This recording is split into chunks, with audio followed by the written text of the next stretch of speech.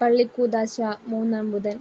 വിശുദ്ധ മത്തായി സുവിശേഷം 16-ാം അധ്യായം 21 മുതൽ 28 വരെയുള്ള തിരുവചനങ്ങളുടെ വിശകലനം. പീഡാനുഭവം. 1-ാം പ്രവചനം. വിജയശ്രീലാളിതനായി മുന്നേറുന്ന യേശുവിനെയാണ് നാം ഇതുവരെ കണ്ടുകൊണ്ടിരുന്നത്.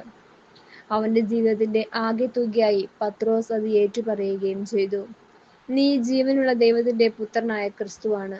അവനെക്കൊണ്ട് അത് ഏറ്റുപറയിപ്പിച്ച ശേഷം തന്റെ നിയോഗമായ മാമോദിസ മുങ്ങുവാനായി അവൻ ജെറുസലേമിലേക്ക് പോവുകയാണെന്നും അവിടെ വെച്ച് വധിക്കപ്പെടുമെന്നും പക്ഷേ 3-ാം നാൾ ഉയർപ്പിക്കപ്പെടുമെന്നുമുള്ള രക്ഷണീയ രഹസ്യം അവൻ പ്രഖ്യാപിക്കുന്നു. തന്റെ ഏകജാതനെ ലോകത്തിലേക്ക് അയച്ചത് സഹന മരണ ഉദ്ധാനത്തിലൂടെ മനുഷ്യാത്മാവിനെ രക്ഷിക്കാനാണെന്ന് ചിന്തിക്കാൻ കഴിയാതിരുന്ന പത്രോസ് സ്നേഹപ്രകടനത്തിന്റെ ഭാഗമായി അത് സംഭവിക്കാതിരിക്കാൻ കർത്താവിനോട് പ്രാർത്ഥിക്കുന്നു. രക്ഷണീയ കർമ്മത്തെ ഏറ്റവും ഭയപ്പെടുത്തുന്ന സാത്താനാണ് പത്രോസിന്റെ അധരത്തിലൂടെ മധുരം പുരട്ടി സംസാരിക്കുന്നത്.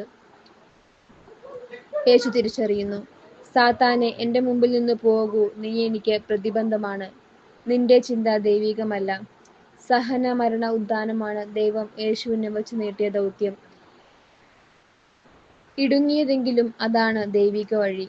ശാരീരിക ജീവനേക്കാൾ എത്രയോ പ്രധാനപ്പെട്ടതാണ് ആത്മീയ ജീവൻ. അതിനാലാണ് തന്നെ തന്നെ പരിത്യജിച്ച് തന്റെ കുരിശുമെടുത്ത് യേശുവിനെ അനുഗമിക്കുക എന്നവൻ പറഞ്ഞത്. സ്വന്തം ജീവൻ രക്ഷിക്കാൻ ആഗ്രഹിക്കുന്നവൻ അത് നഷ്ടപ്പെടുത്തും. തന്റെ നാമത്തിൽ വിശ്വാസത്തിന് വേണ്ടിയും സഹോദരന് വേണ്ടിയും ജീവൻ നഷ്ടപ്പെടുത്തുന്നവൻ അത് കണ്ടെത്തും.